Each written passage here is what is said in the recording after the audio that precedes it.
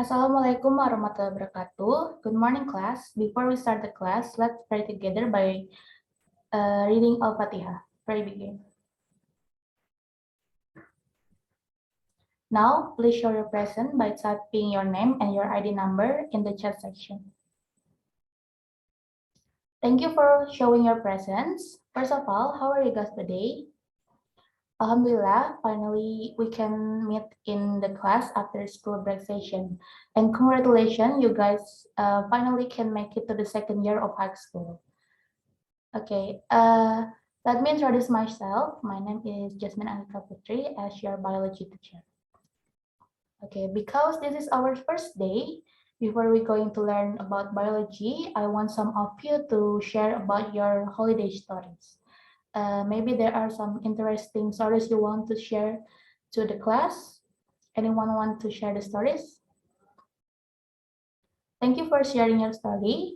So there are variety story about your holiday. Some of you are going to other city for holidays, and some of you just chilling at home. So it's okay because we have our own way to enjoy the holidays. Okay, now I will explain about today's agenda. So we are going to learn about cells for the opening session of biology class. And for today, first I will give some previews about the cells, about the material, and then you guys can make a group. Each group have to discuss about one type of animal or plant cells, then you can share the discussion results for the class. And last, we're going to make the conclusion about all the discussion results. So that's what we are going to do. Is there any question for today's agenda? If there are no questions, let's start the first agenda.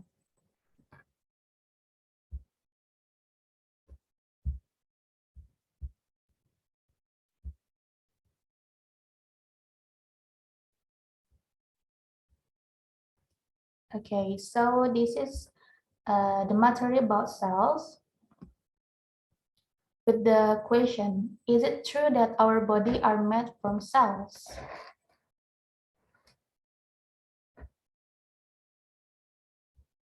Okay, first of all, this is the discovery of cells. The first time the word cells used to refer to these tiny units of life was in 1665 by a British scientist named Robert Hooke. And Hooke was one of the earliest scientists to study living things under a microscope. So the microscope of his days were not a very strong one, but Hooke was still able to make an important discovery. When he looked at a tiny slice of cord under his microscope, he was surprised to see what looked like a honeycomb. Hooke made of the drawing by the figure you can see in the screen to show what he saw. As you can see, the cord was made of many tiny units, which Hooke called it as cells. Soon after Robert Hooke discovered cells in cork, Anton van Leeuwenhoek in Holland made other important discoveries using a microscope. Leeuwenhoek made his own microscope lens and he was good at it. And the microscope was more powerful than other microscope at that time. So in fact, Leeuwenhoek's microscope was almost as strong as modern light microscopes. So using his microscope, Leeuwenhoek discovered tiny animals such as rotifers. Leeuwenhoek also discovered human blood cells, and he even scraped plaque from his own teeth and observed it under the microscope. What do you think Leeuwenhoek saw in the plaque? He saw tiny living things with a single cell that he named it as animalcules or tiny animal. Today we call Leeuwenhoek's animalcules as a bacteria.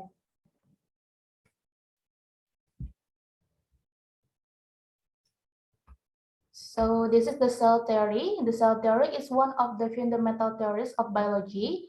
For 2 centuries after the discovery of the microscope by Robert Hooke and Anton van Leeuwenhoek, biologists found cells everywhere.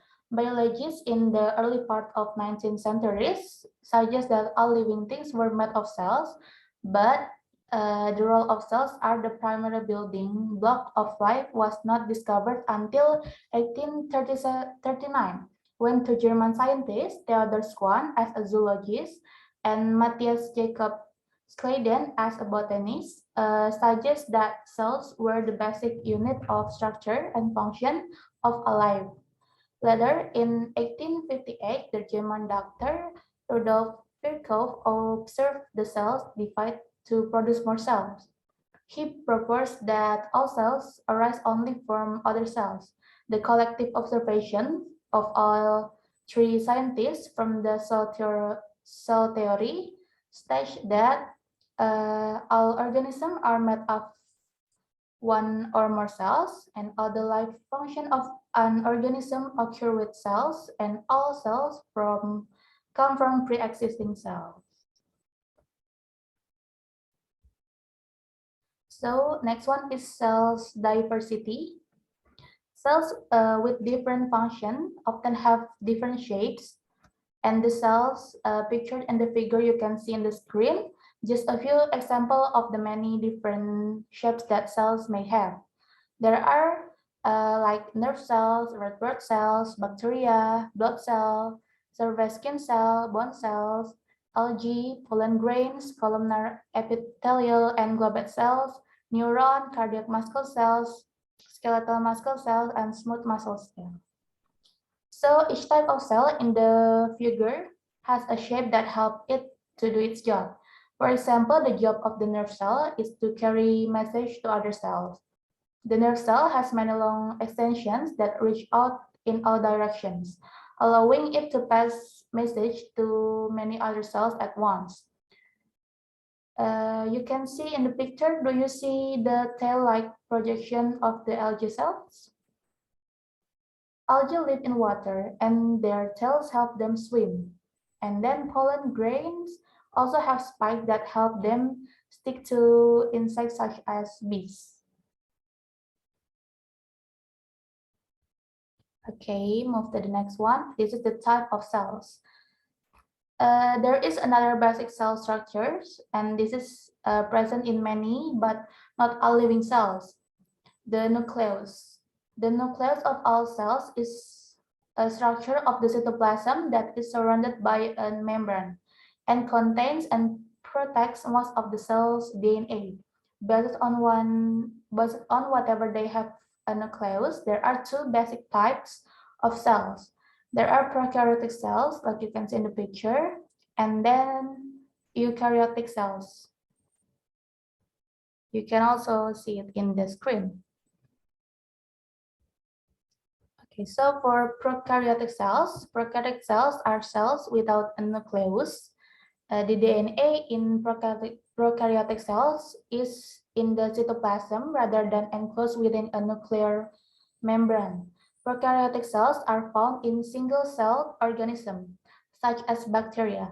Organisms with prokaryotic cells are called prokaryotes.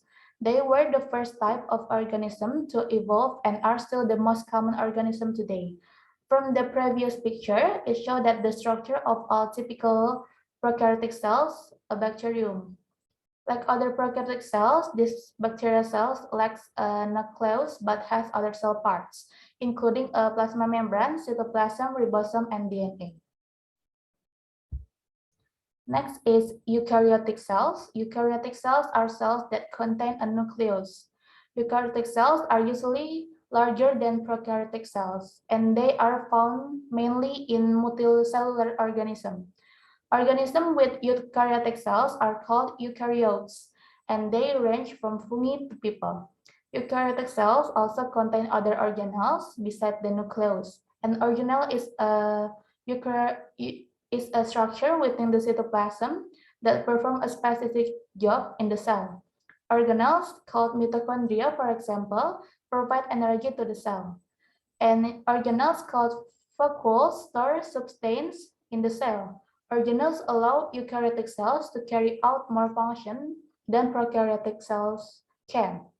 This allows eukaryotic cells to have greater cell specificity than prokaryotic cells. Ribosome the organelle where proteins are made are the only organelles in the prokaryotic cells. Okay, so that's the preview for cells.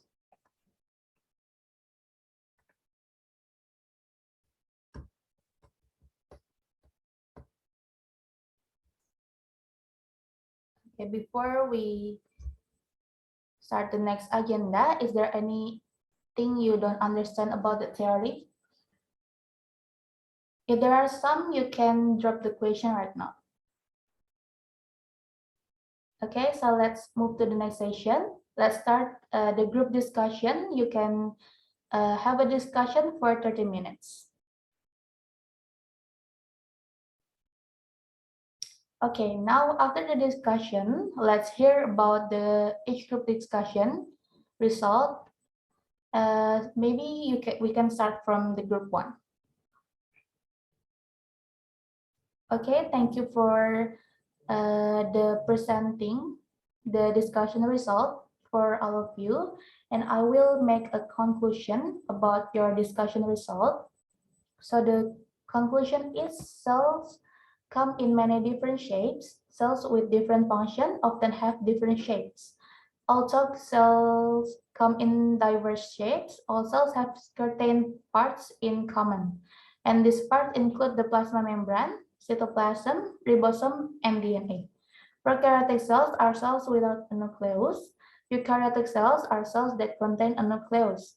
Eukaryotic cells have other organelles besides the nucleus, and the only organelles in a prokaryotic cells are ribosomes. Maybe that's the conclusion. Before we end the class, is there any question from you?